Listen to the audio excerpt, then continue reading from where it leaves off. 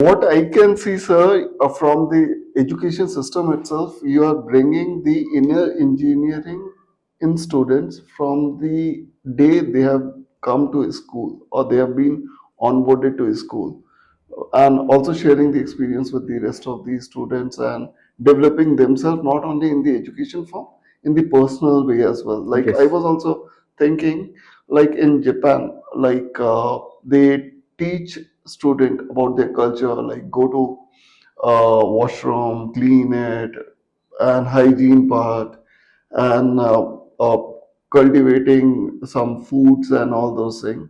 They are doing in there as part of their the knowledge they want to maintain their tradition.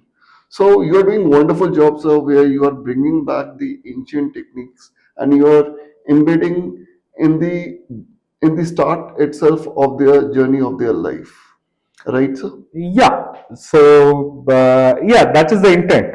But in terms of delivery, we've got to work a lot. We are working in that direction, and we'll keep improving. But yeah, that is the objective I with think which most we've of started this I think scheme. most of the parents are also looking towards this, Yeah. because most of the people I heard, like they are looking like what traditions, like you showed me about the Ahom dynasty and the Diwali celebrations and the cultural Eid, then Christmas, this particular cultural celebrations also you are embedding in the system. Like everything is important, like, Yes.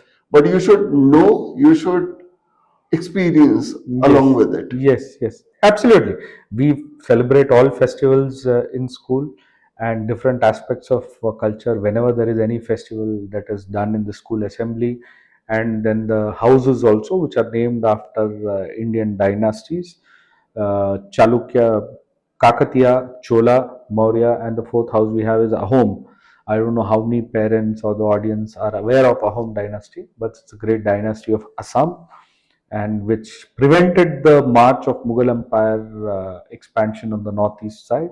So picked up four dynasties from four corners of India and brought them in. That is again a way of making children aware of our history, our culture. And then the Ahom house tries and presents festivals of Assam when we have them. And Kaktiya is, of course, native to Telangana, Chola dynasty, Maurya dynasty, and that's how we try and bring in different aspects in our school. Okay. So following up on this, I would want to know more about how you recognize and nurture each student as a unique gift, talent, and interest in the Indica school. So that's a task easier said than done. But yeah, that's our core philosophy, and it comes from the teachings of Sri Aurobindo, Okay. wherein he very clearly says that each child is gifted, and it's the job and task of a school to discover that gift. Now, what happens in our present education system is the only gift which is appreciated is learning things by the rote and reproducing them in exams. Or if you could expand it a little further, academic ability is the only ability which is celebrated in the school. Mhm. Now, with the modern schools coming in, yes, you throw in a bit of extracurricular activities, some sports, and some debates and elocution competitions and all. But what about other aspects?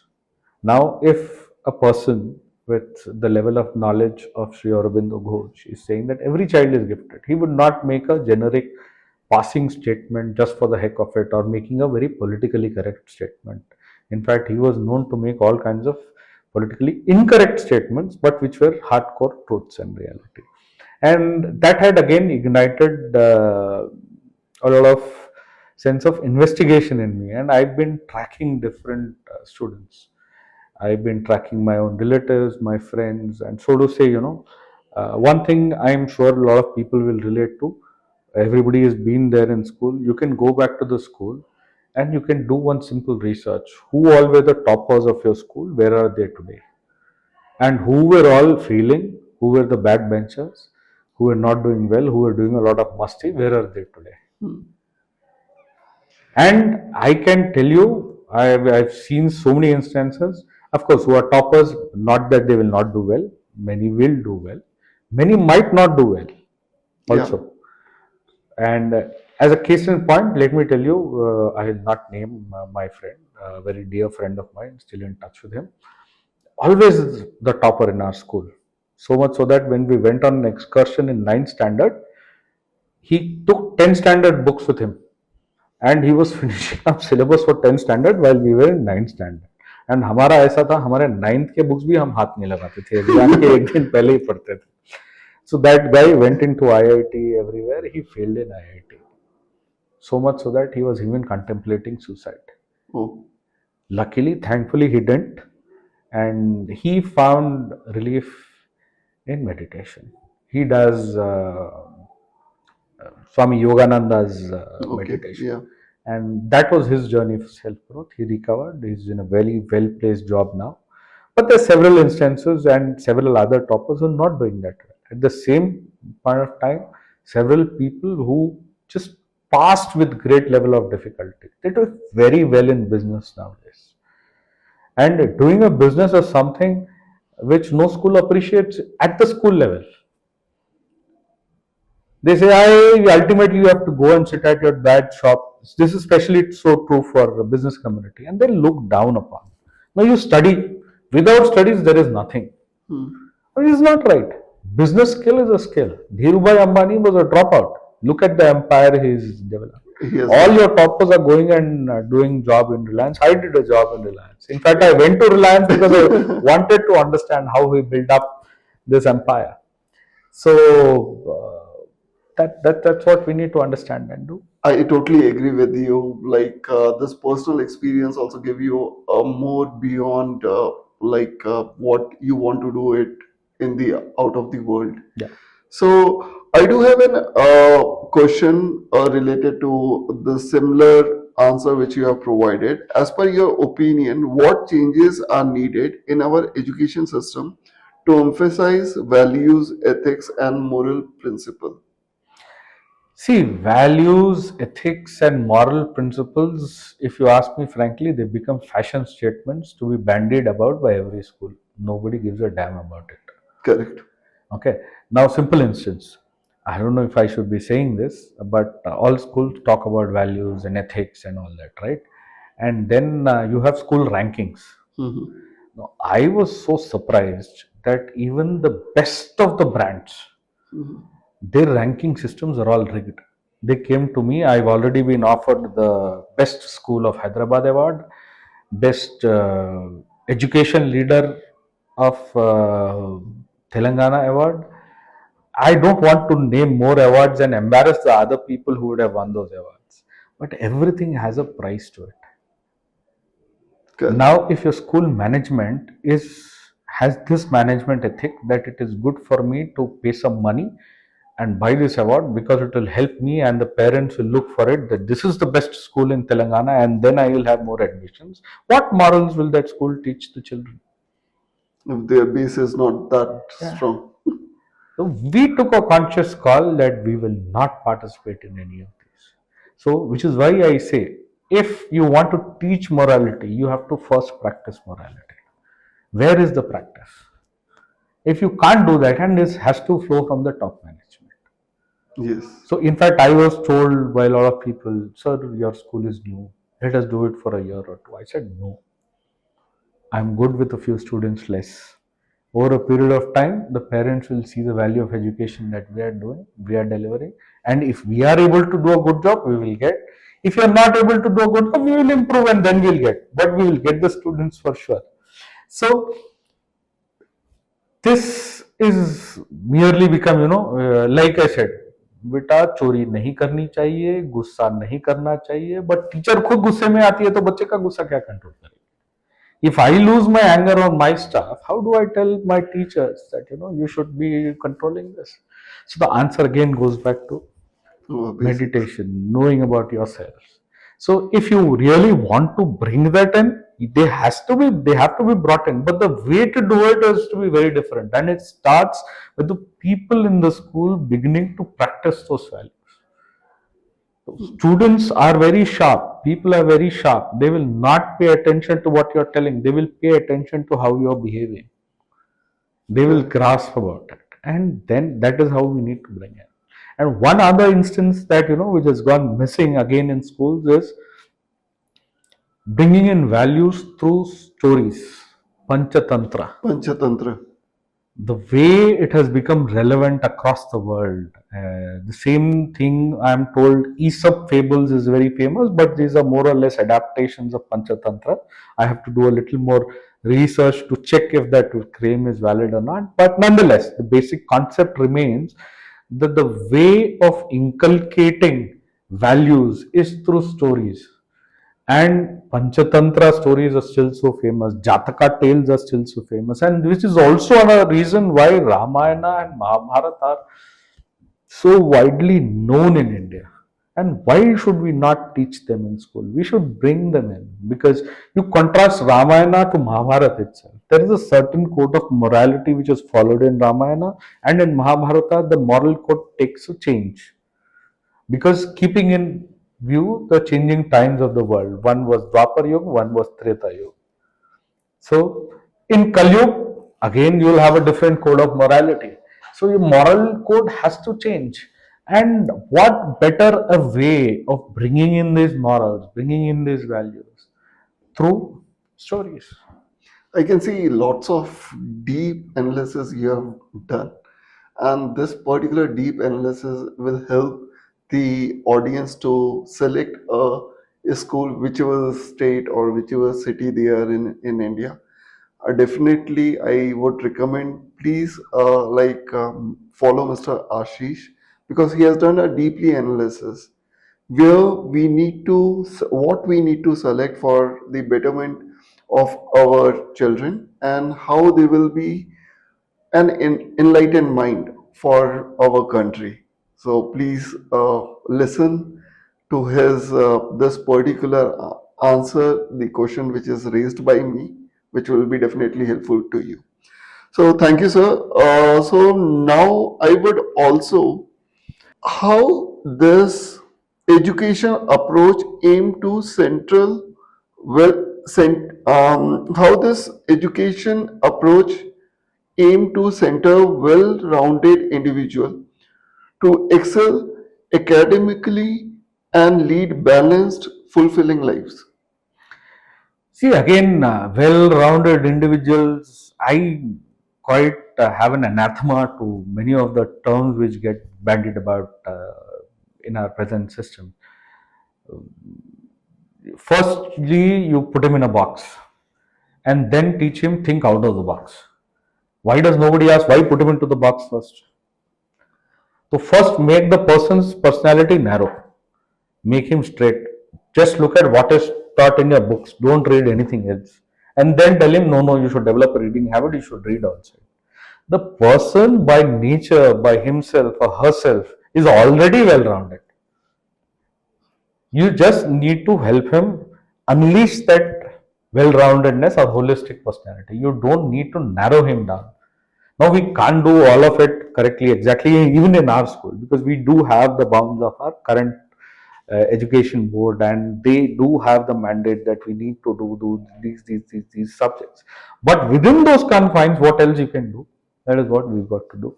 And which is like, breaking these notions that if somebody is not good at academics, then he's a muddu. That's a word we used as a dumb fellow. Why? I can challenge you that if you take out a list of the most influential people in the world and the people who made most amount of changes, they were not good at academics. Edison, who invented the bulb, he was, I think, a school dropout. Edison, or was Correct. it somebody else? But many of these inventors and scientists were school dropouts. Yeah. So how the hell does anyone brandish anyone who's not good at academics as a dumb or a dull fellow? That is the very notion that we need to break. So we're not here to make anybody well-rounded individuals. They are well-rounded individuals. You Correct. just don't need to hammer him here there and make him a straitjacket. Mhm. In fact, again, going back to Sri Aurobindo's philosophy, he gives certain principles of teaching. You know what is the first principle of teaching that Sri Aurobindo says? He says nothing can be taught. Okay, and that's followed in all the schools started by Aurobindo Society also, right? So if nothing can be taught, why do you have a school? That could be the logical question. Yeah. But the trick is there, that this person, you can move from what the person already knows to the unknown, Mm. step by step, step by step. You help discover within himself Mm. all the abilities and talents that he have. And that is also why the philosophy of the school, which is what I said, that each child is gifted. We might not know what gift it is hidden in that child. Now, Tare Zameen Par is a very well-known film, right? You know about the child of that story of that child. He was autistic or dyslexia. I don't know Yeah. what was the exact disorder he had, but he was a brilliant painter. And one talent, one acha gun is enough to make a person's life. We are a society who become obsessed with the weaknesses and trying to get rid of weaknesses. What we are trying to do is forget weaknesses. Everybody will have weaknesses. I will have my weaknesses. You will have your weaknesses. What is the strength? We need to find it out. We find the strength, try and fine tune that strength, trying to help him or her enhance that strength, and that person will do good in life. Virat Kohli, the most dependable batsman, he's not even finished 12th standard. What more example do you want? If he has that ability of cricket in him, why don't you enhance that? Had he fallen prey to our education system, that you are a dull fellow, you are a good for nothing fellow, don't do this, you study, India would have been losing the World Cup World right Cup, now. definitely agree Not with that you. we've already won it, but whatever stage we are in right now, it's also thanks in large measure not only to Kohli but to a whole lot of players, all of whom are who they are despite our education system and not because of our education system.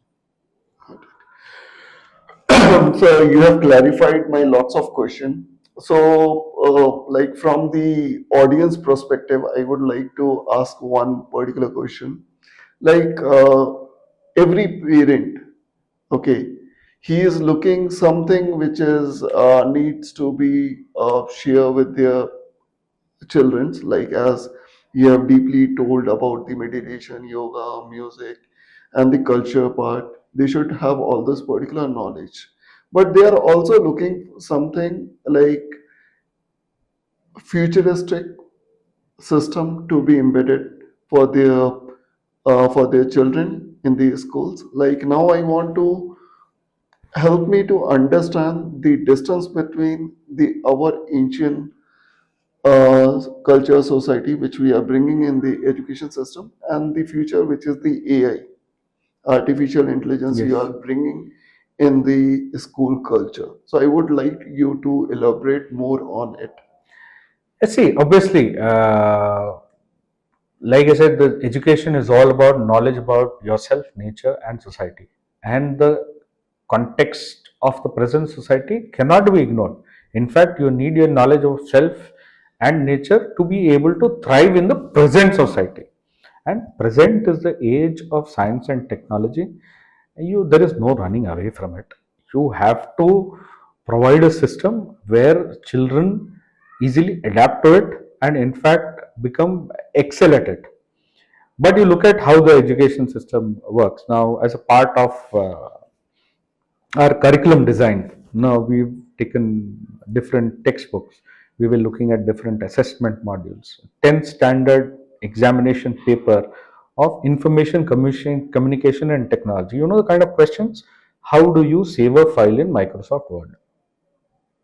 How do you copy a folder from here to there? Hmm. When was the first computer invented? 10th class student, is this is what you're going to test in the examination system? No. You take mobile for instance, I'm sure a lot of parents and elders will be able to relate to it. There's so many features in it. Most of the adults, they struggle with it. Who do Hmm. they call for help? The youngest Children. fellow in the family, and he will do it in a jiffy, be it Yeah. voice search, photo editing, everything. So they have that ability. You're bringing him into the school to make him even more dumb and to learn how to save a file. He might know how to save the file, but is it important to write that in an examination paper and do it? No. So your assessment systems are not catered to testing the high level of knowledge that those kids already have. Correct. For all you know, I know my son, when he was in school in, I think, 8th standard, he could. There's something called routing of your system, or of your phone, Android phone. So now Samsung phone, it has a certain Samsung software. But if you want to do certain features, it will disallow you. So you've got to route it and boot it to the base Android version which Google actually designed. So 8th standard, this guy was doing all this. And in 8th, he was doing this. In 10th standard, he was being asked, how do you save a file? What are we doing here? Let us understand and revamp the entire ICT curriculum. Now, CBSE will not allow me to revamp the 10th and 9th paper. But one mandate that I've given to our school director and the ICT teacher is, you forget what the government wants us to do. You tell me what is required for the child. What computer languages, if we need to bring in AI, we need to bring in video editing, we need to bring in video shooting, photography, videography. Let's have a curriculum of our own. Whatever resources you want, we will give. But let's revamp that. And it is the future. No matter what people might say that AI will take away a lot of jobs. Yes, it might, but it might also create a lot of jobs. Every time there is a paradigm shift in technology, and which I believe AI is going to be one of such paradigm shifts. Such things will come up. When computers were being introduced, people said it will take away a lot of jobs. But look at it today, how many jobs has the IT field provided? Hyderabad city itself is thriving on the IT culture, on IT jobs. So AI is going to be there. I was just reading the other day in terms of how games can be coded in generic language instead of using computer language. You go to a AI tool and somebody has devised what is that slingshot game? Angry Birds. Hmm. A version of Angry Birds has been designed, and so many games being done in 10-15 minutes. So now, if a task which used to take months for you is being done in 10 minutes, good, no, you are saving 29 days. You can put it to so much more productive use.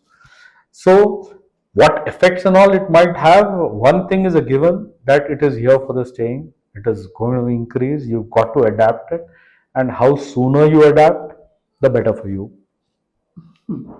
Definitely. So, if in terms of how we do it at school, like I said, we've just started work on that direction. And if audience, anybody is already working in this field, we are more than happy to receive any help from your side. Please do feel free to write to us any suggestions in terms of how the teaching and what all should be taught till grade 8. We're more than happy to receive help, and we want to devise a curriculum and roll it out at least to the students of our school. I think audience feedback should be must there. I think you have given a different perspective to the audience, like mainly to the parents in this direction, where how they should help their kids to evolve in this area. Thank you. Thank you, sir. Thank you so much for My joining pleasure. us. My pleasure.